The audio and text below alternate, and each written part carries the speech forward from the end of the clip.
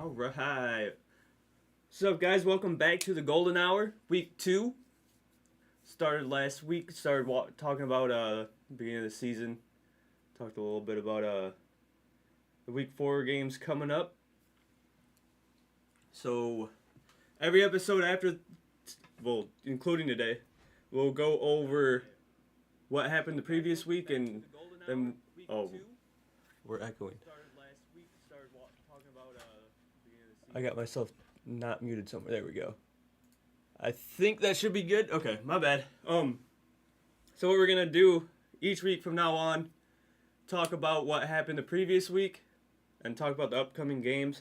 We do have a game going on right now. It is the Browns versus Vikings. Vikings with their second game overseas. They are currently losing. The Browns just took the lead back. It is a pretty close game. It is currently 14-17, end of the third. So we're going into the fourth. Looks like the Browns got the ball at like their own 10-yard line-ish. But let's get into last week. Talked about it a little bit. Seahawks versus Cardinals on that Thursday. Talked about this last week because it did happen before Sunday, obviously. Seahawks pulled it out. Cardinals made a nice comeback. They scored 14 points in the fourth quarter, but lost on. It was the final play. Okay. Jason Myers boots 52-yard field goal on final play. So Cardinals worked their way back into the game just to lose on the last-second field goal. Unfortunate, but good comeback. Seahawks sitting at 3-1. Cardinals sitting at 2-2. Seahawks got the Bucks tonight. Not tonight. 3:00 game this afternoon. We watched the end. Well, we didn't watch it, but we watched the game cast of it towards the end of the stream last Sunday. Vikings versus Steelers. Steelers ended up pulling that out. Vikings scored 15 fourth quarter points. Wentz had 2 interceptions, almost threw 4. Probably should have thrown 4, which would have had the Steelers burying the Vikings, but Vikings got a couple breaks, scored 15 fourth quarter points, but it wasn't enough. Lost by a field goal, 24-21. DK Metcalf for the Steelers had 5 receptions, 125 yards and a touchdown. Gainwell almost broke 100. He had 99 yards on 19 carries and 2 touchdowns. So Pittsburgh's offense is actually looking really good. I'm surprised how good they actually look with Aaron Rodgers, especially after the last couple of years with Rodgers on the Jets, who he had some good plays, had some good games, but looks like he might have found a better home in Pittsburgh. It doesn't look like he looks like his old self in Pittsburgh. He did not look like himself at the Jets. Pittsburgh's got a better line for him too. He's a pocket passer, doesn't really run. And that didn't really fit the Jets' scheme. The Jets, who have Justin Fields now, has a scrambling quarterback, has the ability to avoid those rushers in the pocket a little better than Rodgers. Just from scrambling alone, Rodgers is pretty good at avoiding sacks and throwing the ball away. He's a smart quarterback, but looks like he found a home there in Pittsburgh. They're sitting at 3-1. Vikings at 2-2 and currently losing to the Browns. The second team the Browns might upset in the NFC North. The Browns are actually looking pretty good. They were the number 1 ranked defense, I believe, for a while. I'm not sure if they still are, but their defense is carrying them in the games. They're shutting down the opponent and allowing their offense to play with leads, or at least, play within a 1-score game, 1 or 2-score game. But looks like they just punted. Vikings almost have it in field goal range already. They punted from their 10. And I take that back. Minnesota, is it their running back? I think it's the running back. Yep. Xavier Scott just fumbled and the Browns recovered.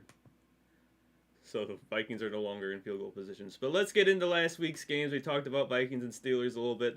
We watched that game from Gamecast during the stream last week. Talked about the Seahawks and Cardinals, but Falcons and Commanders. Commanders had Mariota at quarterback. Atlanta's offense woke up a little bit after the previous week. Atlanta lost 30-0, so that was a big question mark because Atlanta's got a really good offense, and getting shut out is not a good sign.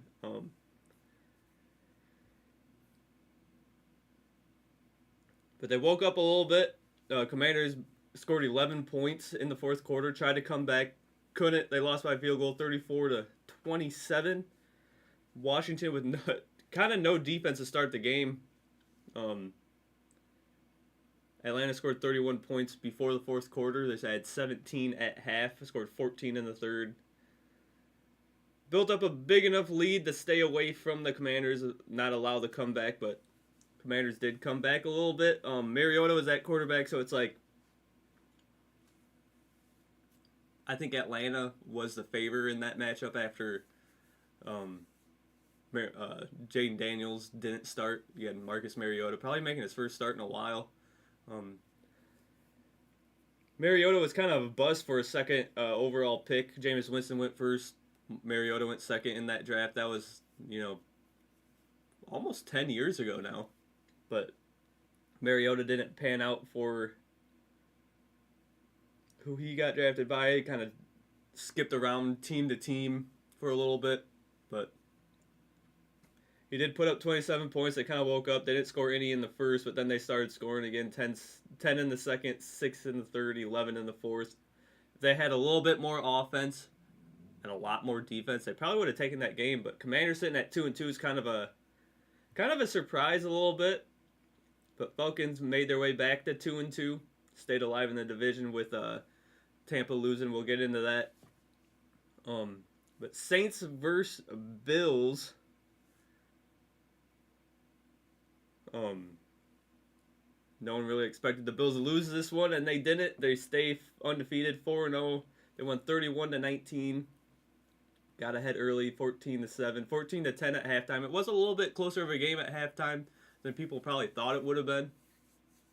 Especially, the Saints are looking a little better. Their offense is kind of getting back into it. They're just giving up too much points, 31 points. You're not going to win too many games giving up 31 points unless you have a really good offense, and their offense is kind of shaky. So Josh Allen, 200 yards, 2 touchdowns. Cook was really the facilitator, I guess you could say. 22 carries, 117 yards, and a touchdown. So overall, kind of what we expected. The Bills dominating the Saints. So move on to the Browns versus the Lions. The Browns did upset the Packers a few weeks ago before this. I don't know if it was week 3 or not, but this is kind of what I expected to happen against the Packers, and it didn't. Lions won 34-10. Browns only got 1 touchdown in the first quarter, but it was 7-7 at the end of the first quarter. Then it was 20-7 at halftime. So it's pretty much over at halftime. Joe Flacco with 2 interceptions. Not going to win too many games, especially on the Browns when you throw 2 interceptions.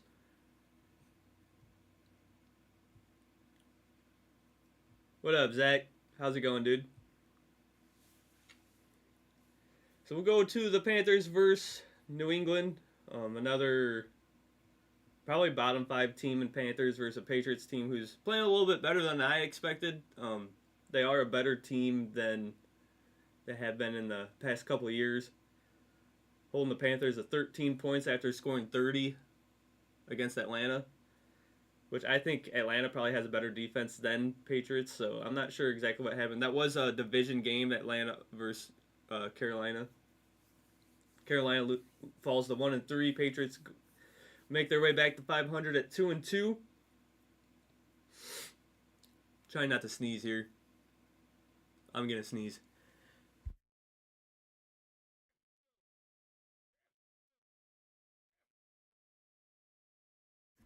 Hopefully I got them all out of me, because don't want to sneeze during a podcast, obviously. Drake May looked good, 14 for 17, 200 yards, 2 touchdowns. Not much. And Stephon Diggs actually 6 receptions for 101 yards. That's a good game for Diggs. Still an elite wide receiver, but you gotta just see more out of him. And games like this, that's a positive for him. But New England looks pretty good. Won 42-13, scored 21 points in the second quarter. Scored a touchdown actually every quarter. Got 7 points in the first, third, and fourth. Carolina got a late touchdown, but it was way too late. It looks like New England had a 87-yard punt return. So Panthers really struggled in that one after shutting out Atlanta, which is unfortunate because I do want to see the bottom teams, start playing a little bit better. But never see me do one of these. We used to do them every Sunday. Took last 2 years off really because I was at Ace and we worked Sundays, so I couldn't really schedule, the golden hour before this. But I got you. Got you, Zach. I appreciate it. But let's move on to the Chargers versus the Giants. This was kind of the shocker of the week, kind of probably the upset of the week. Giants pulled out a 21-18 win against an undefeated team. So Giants, who haven't won a game prior to this, so they're 0-3, and Chargers were undefeated, and Giants ended up taking the game here. Justin Herbert, 23 for 41, for 203 yards and a touchdown. 41 pass attempts is a lot for any team, and he threw 18 incomplete passes, which, it sounds like Chargers offense was struggling a little bit. Did have some help from the running back. 12 carries for 128 yards and a touchdown. So Hampton, who is a rookie this year, really stepped up, tried to keep him in the game, but Chargers offense wasn't enough. Giants played some really good defense. It was Jackson Dart's first start.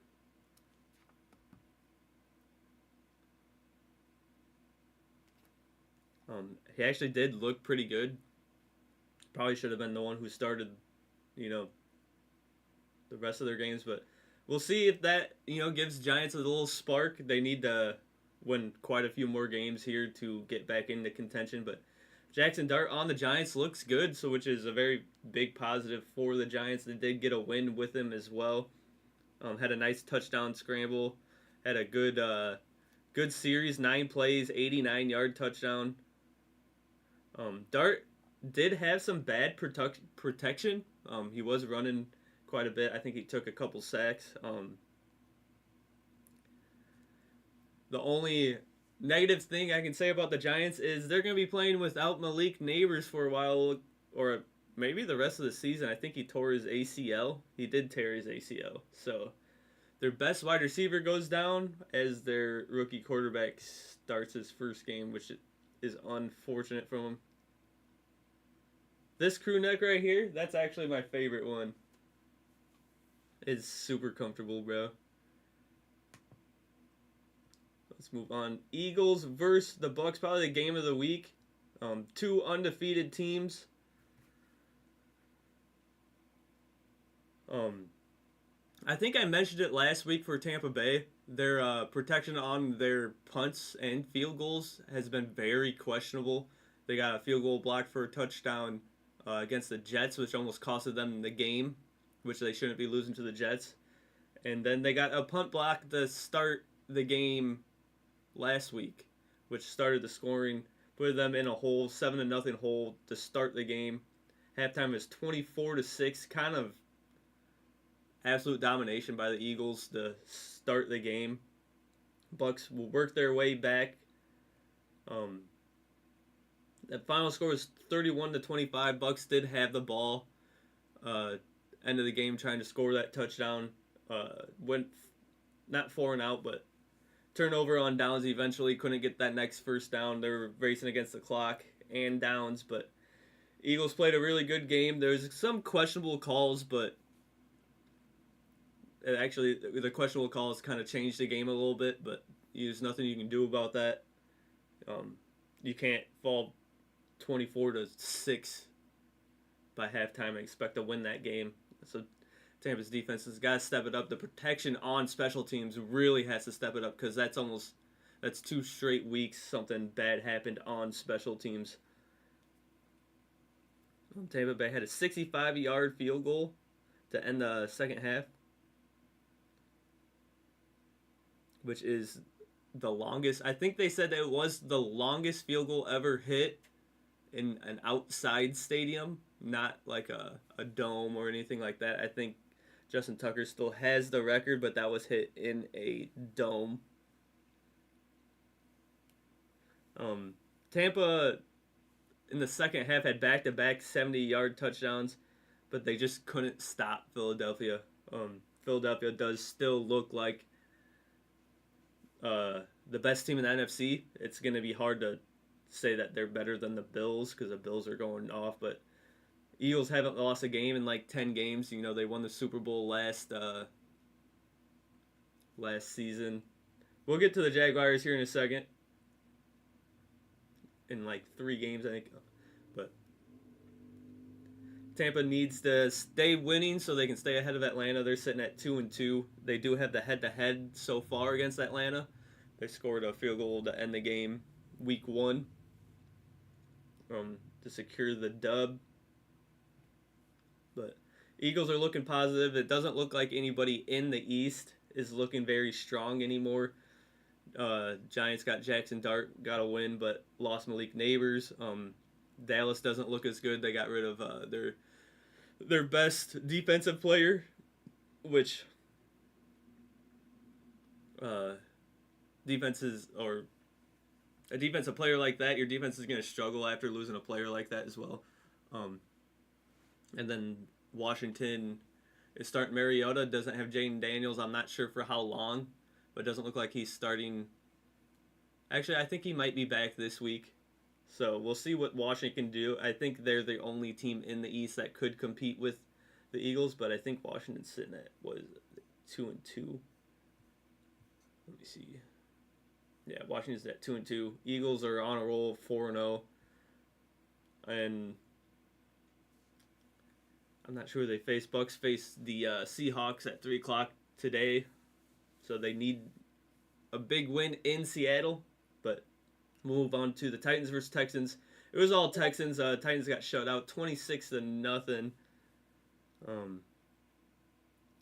Cam Ward has had some big completions throwing across the field, which is the most dangerous throw in football. You know, you roll out to your right and then you throw it all the way across the field to the left. Usually that pass is intercepted or at least, knocked down. But that's how he got his first touchdown. He had a really good play against the Texans throwing across their field. But Tennessee had 2 missed field goals. That's 6 points that they could have had maybe. And missing a field goal gives Texans, or just the other team, pretty good field position. So I think Houston went down the field and scored off of their 2 missed field goals. So that's part of the problem, missing field goals like that. Gives the other team good field position. So not much to talk about here in this game. It was kind of just all Texans. And Texans, that was their first win. It was actually, 0-3 versus 0-3. So Texans got their first win. And Titans stay struggling a little bit. Cam Ward doesn't look too bad. It's just the team around him is not complete, not formed around him as much as you'd like. They got the first round pick, first overall pick last season for a reason. I don't think they are the worst team in the league anymore. I think that belongs to the Saints, but Titans do need to get a win here soon. Get a little bit momentum, see if they can't change their season around a little bit. But not much offense for Tennessee. Houston looks a lot better. You know, they're playing a bottom team. That's kind of what Texans should have done. I'm kind of surprised Texans were sitting at 0-3 for this long, but um.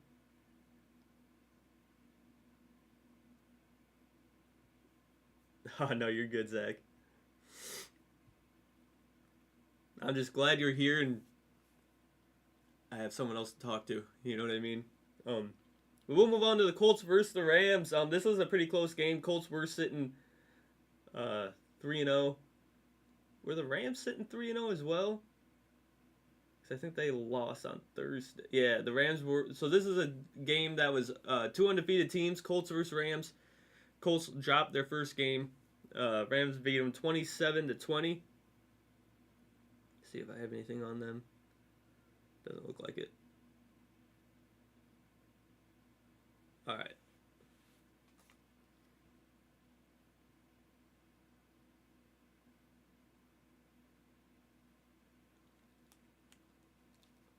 All right. Stafford looked pretty good, 29 for 41, 375 yards and 3 touchdowns. He really took control of the game.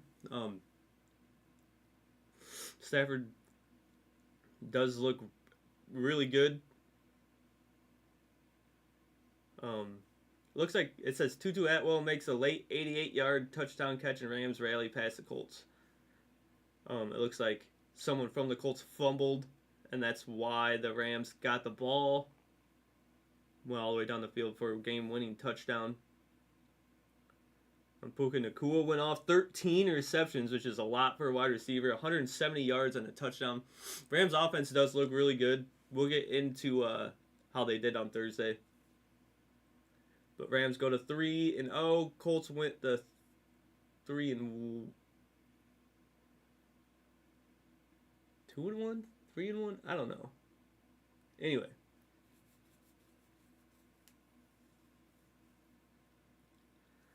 All right, Jaguars versus 49ers. This is probably at least the biggest upset for the Jaguars so far. They did take the win 26-21. Stopping the 49ers with their, they have a pretty good offense still, even without did they have Ayuk? I don't think they have Ayuk right now, and they obviously got rid of Deebo Samuel. But the Jaguars are looking good, especially in a weaker conference. It looks like it's gonna come down to Jaguars and the Colts in that conference. They're both sitting at 3-1. Brock Purdy went 22 for 38, 300 yards and 2 touchdowns. For 49ers, McCaffrey 6 receptions actually for 92 yards and a touchdown, but not enough to get past the Jaguars. ETN had 19 carries, 124 yards and a touchdown. It looks like Jaguars had a punt return for a touchdown and 4 takeaways. I think the biggest key for the Jaguars is their defense. They do, and for the past couple of years, Jaguars have had a really good defense. I do like their offense. ETN's really good. I like Trevor Lawrence. They now have Travis Hunter, who hasn't really made an impactful play, or at least not a lot of impactful plays. So if they can get him going, either he plays both, so either defense or offense. Give me 1 second. Read this.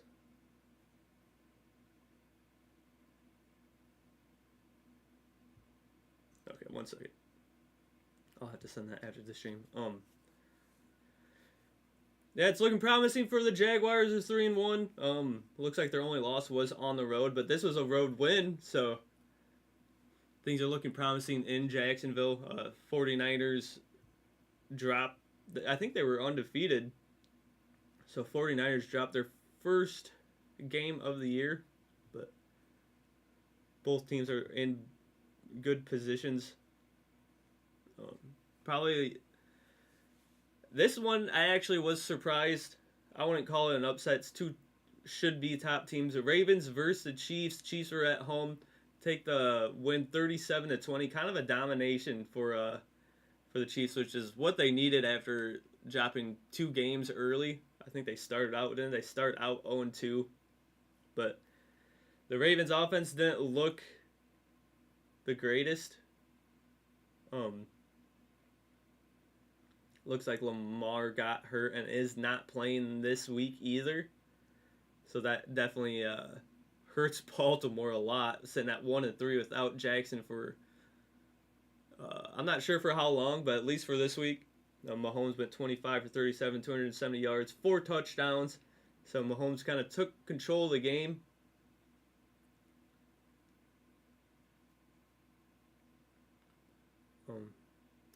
It was 20-10 by halftime. At the end of the third quarter, it was 30-23 or 30-13. So it's kind of over after the third quarter. Complete domination by the Chiefs. This is their first really, really good game, I think, against a really good team, what should be a really good team. We'll move on to the Bears versus the Raiders. Bears sneak past 25-24. It looks like the Bears blocked a field goal to win that game. It looks like the Bears almost lost on a last-second field goal, but they did get a block. A lot of blocked field goals this year. Kind of surprising. Nothing changed with the field goals. So having a lot of blocked field goals so far this year is kind of surprising. But Bears get themselves back to 500. They're probably going to be fighting for a wild card spot if they can get up there, stay with this positive momentum. Caleb Williams does look pretty good. He went 23 for 37, 200 yards and a touchdown. Jeanty for the Raiders kind of went off, 21 carries, 138 yards and a touchdown. But the Bears prevailed on defense with a huge field goal block. Raiders fall to 1-3. I think they played a couple tight games, but very positive for Chicago.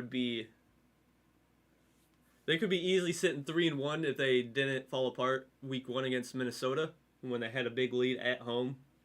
So it's the importance of every week. Sitting at 3-1 for Chicago would be huge. But we'll move on to the Packers versus Cowboys Sunday Night Football. This one was a wild game. It was back and forth all game. Ended in a tie. They both scored a field goal at the end. Packers kick a field goal as time expired to tie the game, and there was no time left in overtime, so it ends in a tie. So Packers are sitting 2-1-1. Cowboys are sitting 1-2-1. This is a very good game out of the Cowboys, especially with them struggling as much as they are. Obviously, they would have rather have a win, but at least it wasn't a loss. Sitting at 1-3 would not be good.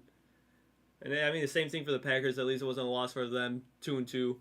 Packers are looking pretty decent as well. Jordan Love went 31-43, 43 337 yards, 3 touchdowns. Josh Jacobs got 2 touchdowns as well. He scored 40 points in a game. He probably should win, which is kind of a knock on both teams. So they both scored 40, but Pickens for the Cowboys had a really good game. 8 receptions, 134 yards, and 2 touchdowns. So Cowboys' offense does look good. Their defense obviously has been struggling. You gave up 40 points, and even the Packers' defense is struggling too because their offense struggled against Cleveland. Cleveland kind of shut them down. I think they won like 13-10 or something, which, Packers go from scoring 10 points to 40 points. Cleveland obviously has a better defense, but I think both teams are looking, more positive than they were just a couple weeks ago. Cowboys were really struggling, and Packers struggled against Cleveland, so both scoring 40 points is a good sign for the offense, really bad sign for the defense. So we'll move on to the 2 Monday Night Football games.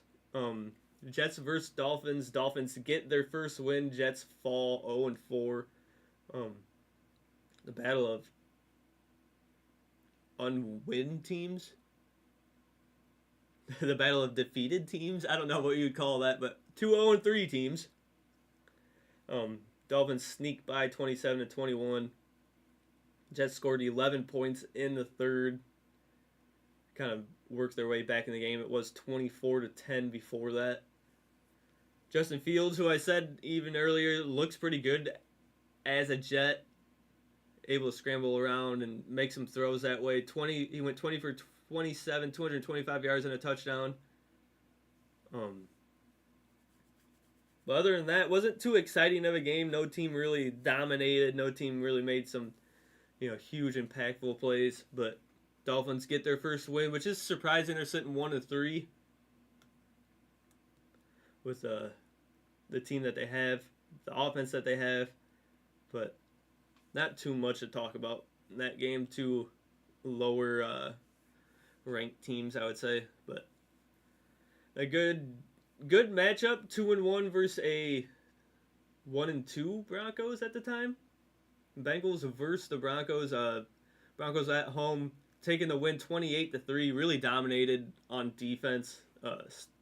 Bengals got a field goal in the first quarter, but didn't score the rest of the game. Bo Nix went 29 for 42, 326 yards, 2 touchdowns. Really good game for Bo Nix. J.K. Dobbins, 16 carries, 101 yards. Cortland Sutton, 5 receptions, 81 yards, and a touchdown. So, Denver's looking a lot better. Got themselves back to 500. Bo Nix is looking pretty good, but that defense is their strong suit. And they shut down the Bengals, who didn't have Joe Burrows, but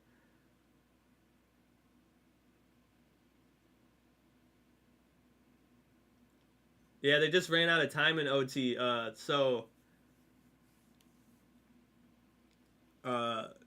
new overtime rules is even if the first team scores a touchdown, the other team gets the ball back to try to answer that.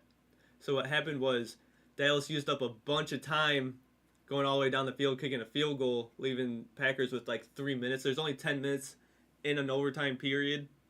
So Dallas went all the way down the field, scored their field goal, used up a bunch of time. Packers made their way back into field goal range, took a couple shots towards the end zone, couldn't get it. So they kicked the field goal with time expiring to tie the game, and it just ends in a tie at that point. So we'll move on to next week.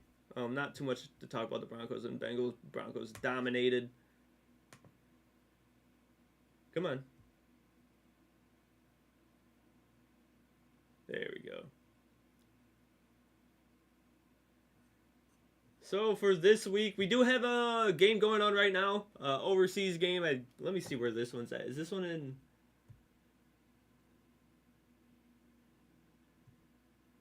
London. That's what I thought. It was in London. There's 3 minutes left. Browns got the ball, about to punt back to the Vikings. So Vikings have a chance here towards the end of the game. Hopefully we can get through what I want to say about this week, and then we can pay attention a little bit towards the end of the game. Same thing that we did last week when Pittsburgh faced the Vikings in, was that Berlin? I'm not for sure about that one, but the Browns are trying to beat their second NFC North opponent. Probably an upset. But we'll get into that. It's 17-14 with 3 minutes left. Vikings are about to get the ball back, down 3. There was a Thursday night game. For some reason, I should have taken this bet. And I even said it. I was streaming at the time. I'm like, I should take this bet. This is a crazy amount.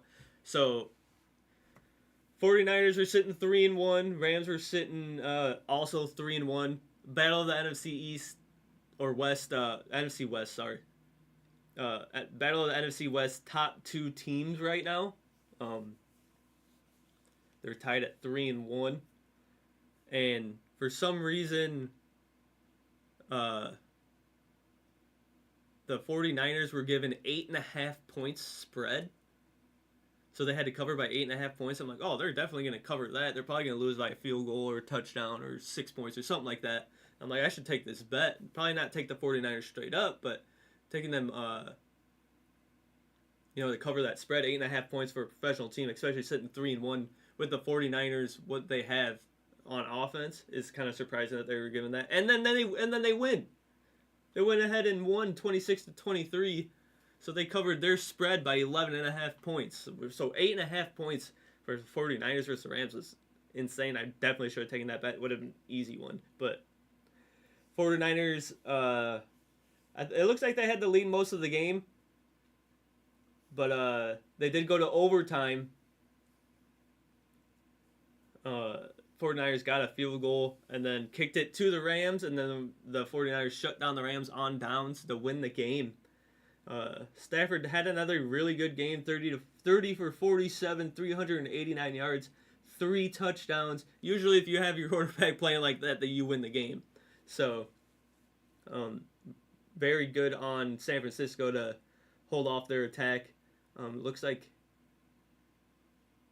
I've never even actually heard of this guy for San Francisco, but he had 10 receptions for 142 yards. So it's good to know, like I don't want to say a no name, but a lesser named player that nobody really knows about really stepped up and took control of the offense a little bit.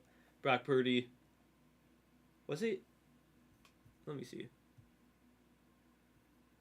Because I can't remember if Purdy was hurt or not.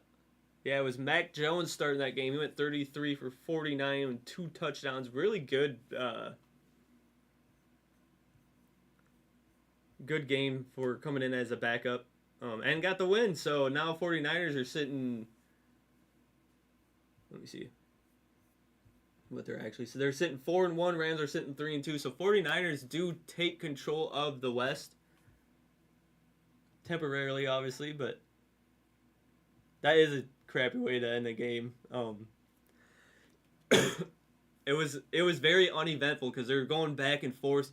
Both teams were Packers would score a touchdown, Dallas would go right down the field, tie the game back up. Then Packers would punt, Dallas would score a touchdown, Packers would come right back down, tie it up. So it was. Oh, what the hell? I'll call him back later. So let's see. Our Vikings moving the ball a little bit, 2nd and 4 on their own 38 at the 2-minute warning. So if we hurry up a little bit, we can pay attention to the end of that game. Raiders versus Colts, 1-3 versus 3-1. Raiders kind of struggling a little bit. Colts are looking really good. Did take their first loss last week. Jesus. Colts should dominate here at home, but Raiders do have the firepower to do something here. They're giving Indiana a 7.5 spread, but it could be an entertaining game. But Colts should win, should keep control of the AFC South. We'll have to see what the Jaguars. I don't know. Maybe they have a bye. The Jaguars have a bye here. Oh no, they face the Chiefs. Okay. So Colts really do need this win, as the Jaguars are sitting 3-1 as well. But Jaguars have to face the Chiefs. It looks like it's in Kansas City. No, it's actually in Jacksonville. So that'll be an interesting, race to watch here in Week 5. See if the Colts could and should beat the Raiders. Jaguars are going to have a tougher game against the Chiefs here, but move on to the Giants versus the Saints, 2 bottom dwellers. I think the Saints are the worst team in the league right now. Giants started Jackson Dart, so let's see if he can keep the momentum going, maybe push on the 2-3, put them back in the race for at least a wild card. I don't think you're going to catch Philadelphia, but they could, make a good comeback here. At least, try to make it towards 500. It'd be pretty positive for Jackson Dart to go, right around 500 on their first year with him. A lot of positive things to work off of that way. But, step one, beating the Saints here in New Orleans. For New Orleans, you're trying to get that first win. And this could be your best opportunity of the year to get that first win against the 1-3 Giants. But I think the Giants should take this one. Move on to the Cowboys versus the Jets. 0-4 Jets versus the 1-2-1 Dallas Cowboys. They did just put up 40 points on a pretty decent defense. You know, you traded your best defensive player to the Packers and then put up 40 points on them. It's a pretty good outing for Cowboys. Unfortunately, they couldn't, take that win, but at least it wasn't a loss. At least they're not sitting 1-3. So, and then the Jets, sitting 0-4. You're at home. You're facing a Cowboys team who's, fairly weaker than previous years. So, could be a good opportunity for the Jets to get their first win here. They need one. 0-4. You're probably out of the wild card race at that point unless you make an amazing run, and I don't see the Jets making that kind of run. So, Cowboys should take it, but they are playing on the road against the Jets. So we'll move on to the Broncos versus the Eagles. Two pretty good teams. AFC versus NFC matchup here. Broncos have a really good defense. Eagles have a really good offense. So, strength versus strength on this one. It could be probably one of the better games of this week. Broncos need that win, put themselves over 500, get 3-2. Eagles, if they win, you're sitting at 5-0. You're already set up for the playoffs. But biggest factor for this game, I would say, is Broncos defense and Bo Nix. If Bo Nix can play a really good game, which he's had some really good games so far, so it should be an entertaining one. I think it will be a close-ish game. Eagles could easily, absolutely dominate and go off, but we'll see. We'll move on to the Dolphins versus the Panthers. Two of the, probably worst teams in the league. Probably bottom 10 teams in both Dolphins and Panthers. So, but one of these teams are going 2-3 after this week. It's hard to take either one of these teams beating the other. They both have been struggling pretty bad.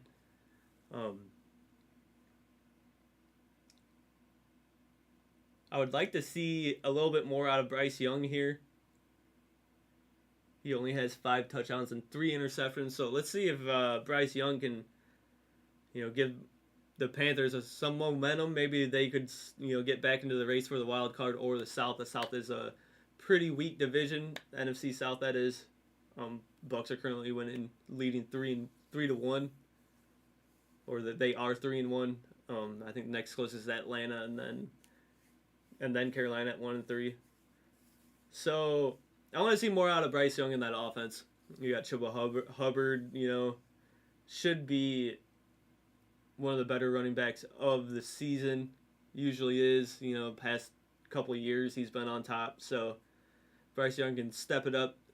The Panthers offense could, drastically improve that way. But not a very exciting game with two 1-3 teams. And this one is a surprise. 2 1-3 teams that I wouldn't have sitting at 1-3. And the Texans and the Ravens.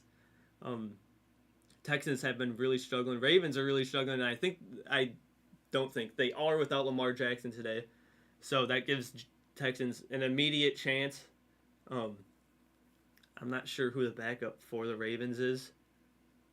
But backup quarterback versus, your regular starters and Texans. So, Texans should probably take this, but Ravens still have a pretty good offense, pretty good defense. So, kind of an entertaining matchup there because it's two teams that, have playoff hopes, but they're sitting 1-3. So, someone's fallen 1-4. And then you're pretty much out of the race almost. So, this is a turning point for one of these teams' seasons. So that'll be an entertaining game to watch. Next game, Titans versus Cardinals, 0-4 versus 2-2. This is probably the Titans' best chance at maybe pulling out an upset. I think any team that the Titans face this year, for them to win, it will be an upset. They got the first overall pick last season for a reason. So I want to see more out of Cam Ward. But the Cardinals' offense is actually looking pretty good. Kyler Murray's, 6 touchdowns, 3 interceptions. Not a very good ratio, but The Cardinals can pull this one out. You're sitting 3-2 in a pretty good division with Rams and San Francisco and Seattle. They're all above you. You're sitting 2-2, and you're in last place in your division. That means you have to get wins. You have to. There's no, you know, our schedule gets easier after this or something. Forget all that. You're at the Titans. You need to win that game to stay competitive in that division. So we'll see what the Cardinals can do. Maybe Titans can upset them, and then Cardinals are in an even bigger hole. So we'll go on to the next game: Buccaneers versus Seattle. It's in Seattle. Both 3-1 teams. Bucks are actually undefeated on the road. Just faced Philadelphia, lost to them for their first loss of the season. Pretty tough game. Probably one of the best teams in the NFL. You just lost to, and you barely lost to them. What was it, a 6-point game?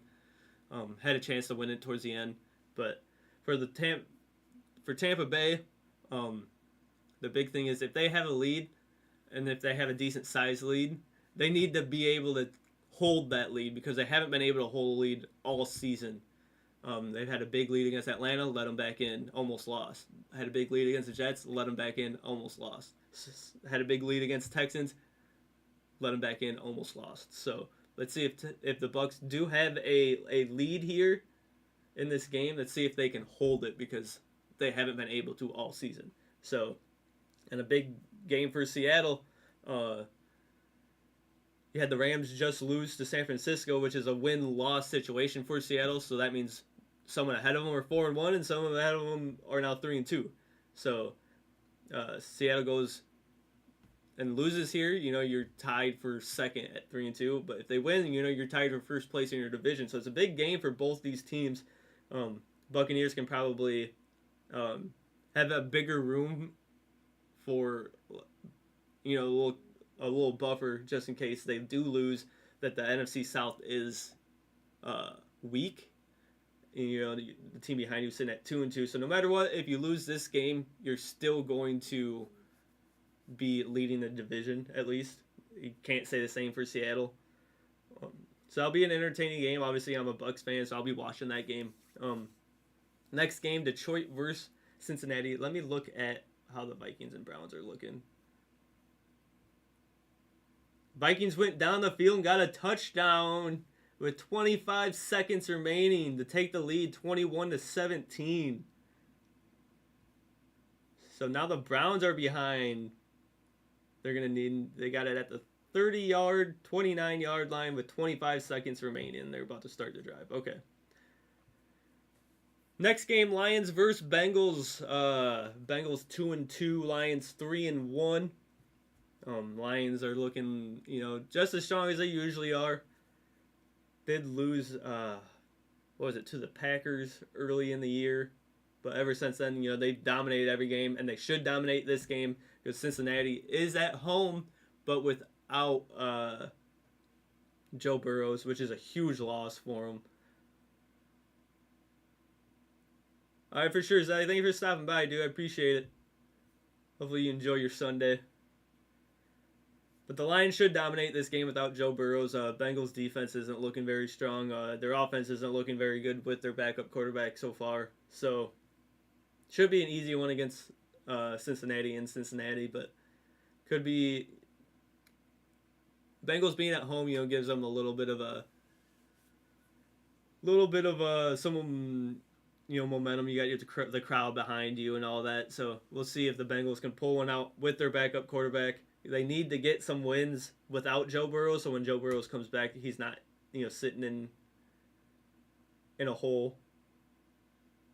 Gotta go do laundry. Growing up stuff, dude. Gotta love it.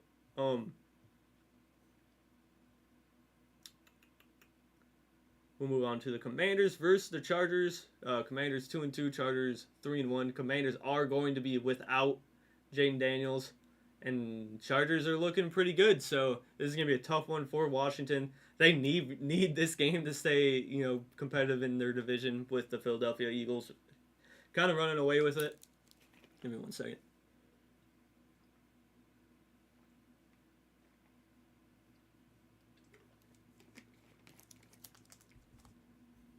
Let me see how... the Browns are moving the ball at all. They have it at Minnesota's 49, 7 seconds remaining. So it looks like they're going to have one or two more plays to get it into the end zone or try.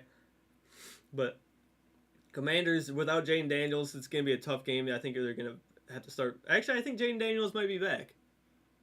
I think I saw they were back. Because I had Jaden Daniels and Justin Herbert, who the Commanders are facing, on my fantasy team. And I think they gave Jaden Daniels an estimated about 20 points. So I think he is back. So that's good for Commanders. Gives them a chance to chance in this game, on the road. They want to stay competitive in the division, try to at least get a wild card. They got the wild card last season as well and won a game in the playoffs against the Bucs. So could be a turning point for the Commanders. If you lose this game, you're sitting 2-3 outside of the wild card. Really, fell behind in the division. So big game for the Commanders. Big game for the Chargers as well. Going 4-1 would be huge. Gives you a really good start to the season, first 5 weeks. Next game, Sunday Night Football, Patriots versus the Bills. It is in Buffalo. Patriots do look pretty good. Jake May's been playing very good. Looks like that is a final for Minnesota. Minnesota comes back to beat the Browns. Minnesota really needed that win. So obviously so did the Browns to sit at 2-3 instead of 1-4, but nobody thinks the Browns are going to go on, make a playoff run. But the Vikings definitely have that team that have a chance. They should have had, they dominated last season. Kind of struggling a little bit this season so far, but Vikings sitting at 3-2 now.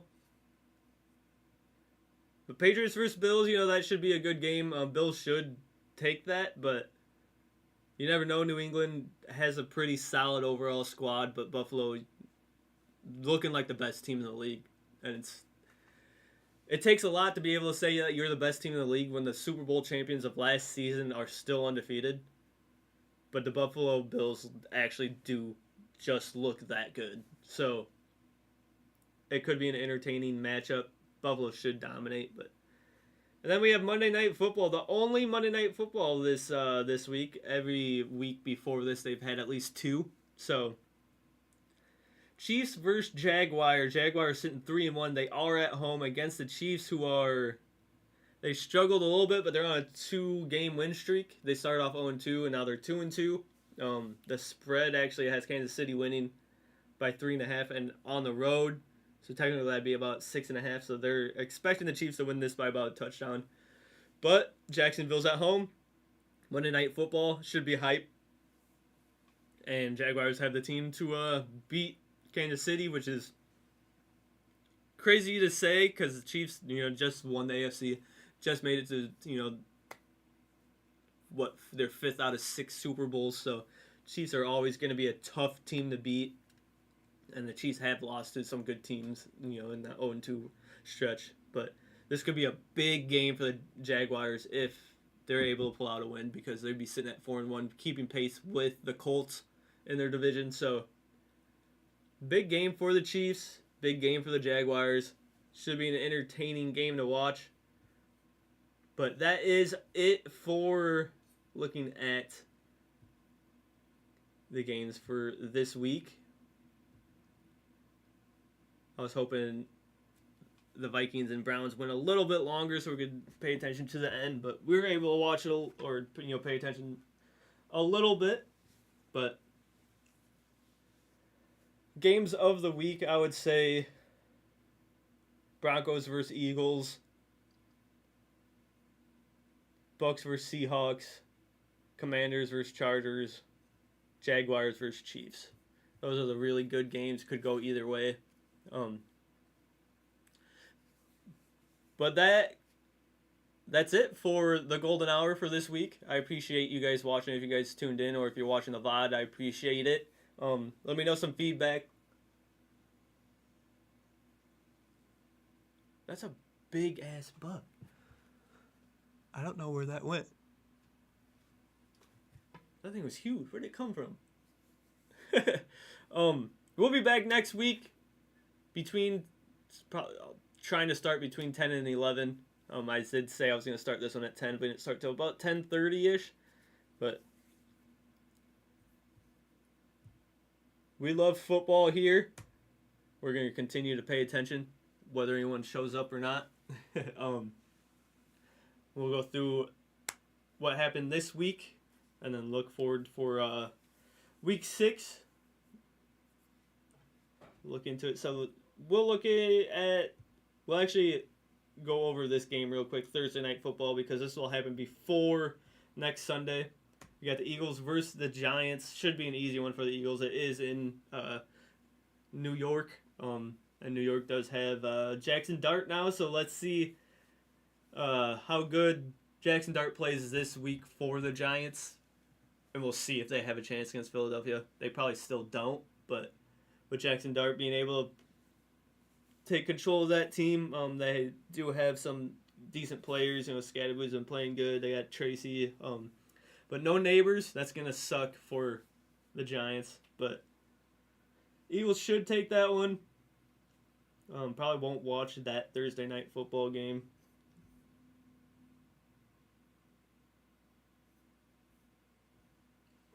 We have 2 Monday Night Football games next week. Why didn't we have 2 this week? Whatever. Thanks for watching. I appreciate it. You guys go enjoy some football. Go get some food before the game starts in 20 minutes. But I appreciate you. If you guys stayed here this whole time, I really appreciate it. We will be back next Sunday. Hopefully, let's go 10:30. I think 10:30 is a good one because it takes about an hour. Then it gives you guys a chance to get some food and do whatever before the games. But again, I appreciate you guys watching. Go enjoy some football. You guys have any questions or comments, shoot me a message. Comment down below something. You guys want us to talk about something else? You want us to talk about something specific? Injuries? Anything like that? Just let me know. We'll include it in the show. No problem. But you guys go enjoy some football. And enjoy the rest of your guys' Sunday.